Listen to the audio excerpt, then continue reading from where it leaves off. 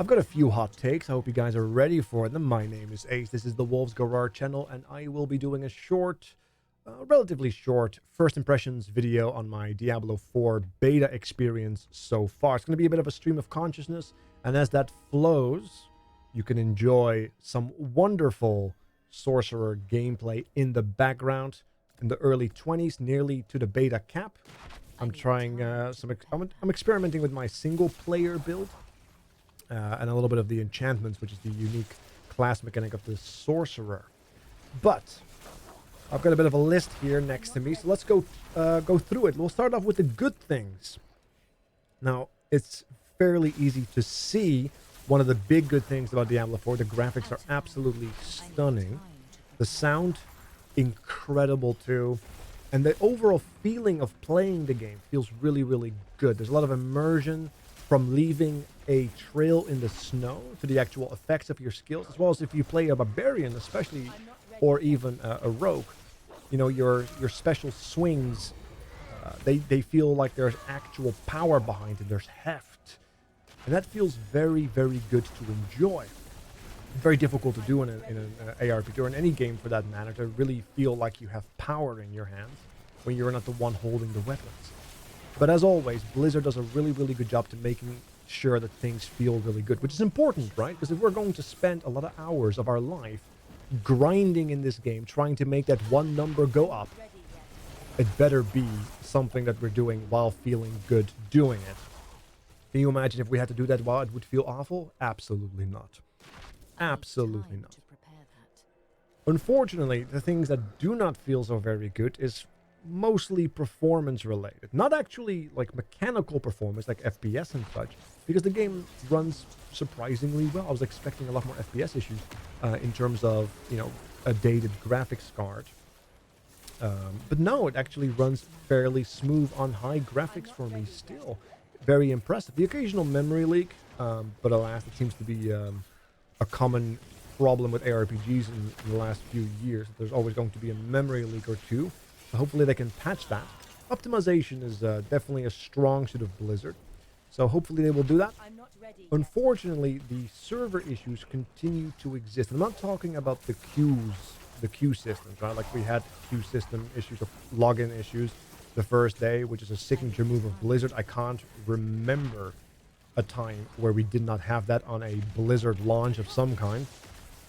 But that has been solved for most people. At least I can't speak for NA, but EU seems fine now. Luckily enough, I'm very fortunate and thankful for that.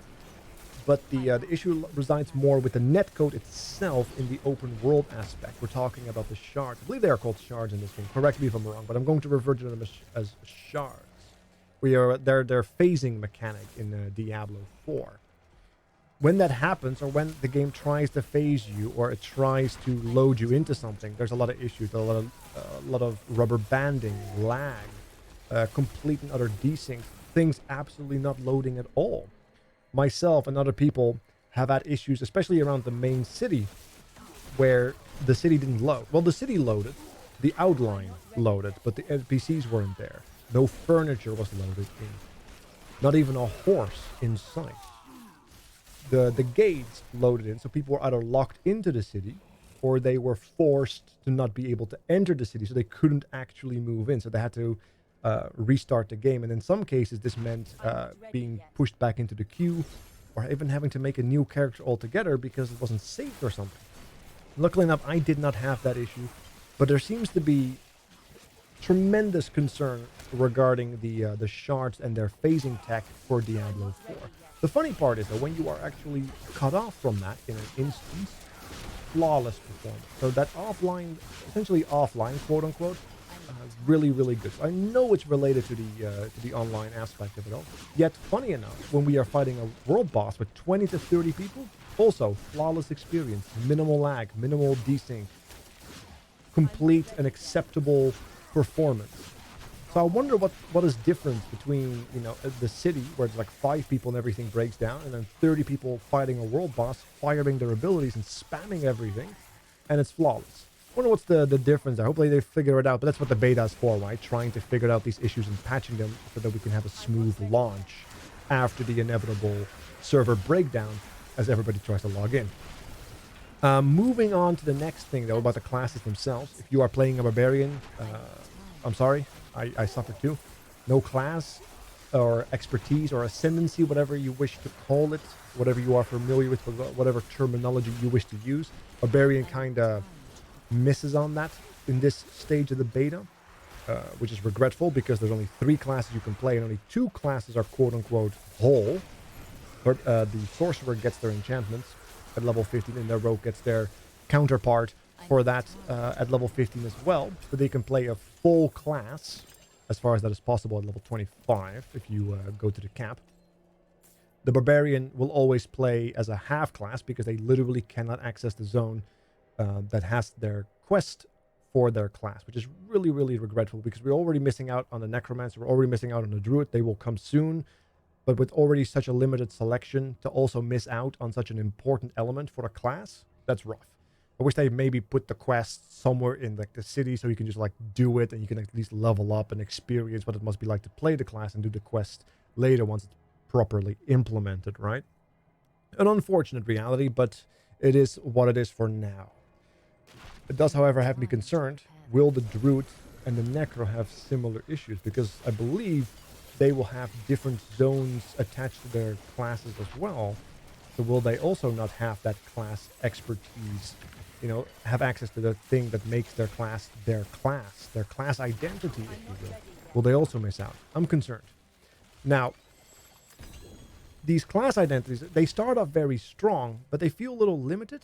Like the enhancement, or the enchantment, not enhancement, the enchantments for the sorcerers, for example, there's only really 2 that you can slot in, one at 15 and one at 30. Now, we can't slot in the one at 30 after all, but there's only 2 slots planned right now. Is that going to be it? Is that just going to be all we can do? 2 spell effects added to all our spell casting?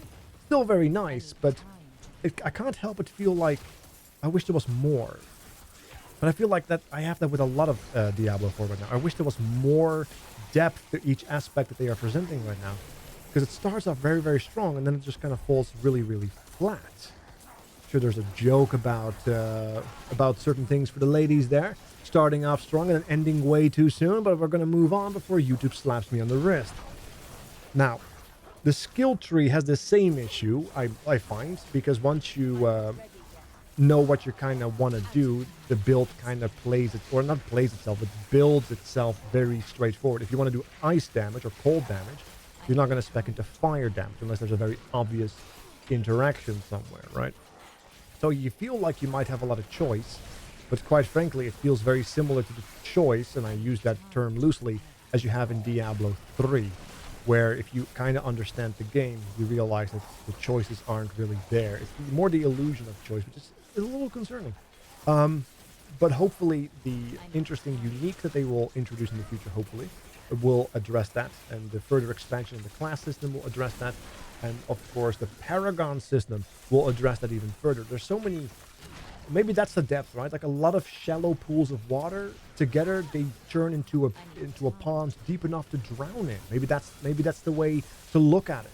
I don't like drowning in a small amount of different things, though. I like to drown in every single thing separately. This is turning out to be a very weird metaphor that's getting away from me, so let's move on. The world bosses, really, really cool. Like I said, we talked about the performance around world bosses being phenomenal, surprisingly. But also the actual feeling of fighting a big world boss with a bunch of people feels really, really good. Although the fights themselves don't feel mechanically very difficult, but I suppose that could be improved upon with future world bosses. After all, this is the first zone. And speaking of the future, the end game, I am a little concerned about it. Because the end game may very well be bland, because they are putting so much time and effort and dedication to all these zones, and they have like 5 total zones or 5 more zones planned. Not sure. And each zone seems to be big enough to compare itself to the scale of, you know, a Last Epoch campaign, the Path of Exile campaign. And they will have multiple zones. Will the end game be substantial enough? Will there be enough to do once we get there? Or will we just be bound to mindless dungeon grinding and the occasional world boss kill and call that the end game? I'm concerned. I've heard the similar concerns from other people, so we'll see how that turns out. Either way, thank you all so much for watching. I'm going to be signing off right now, but let me know what you think in the comments below. And I will see you online for more gameplay. Have a good night.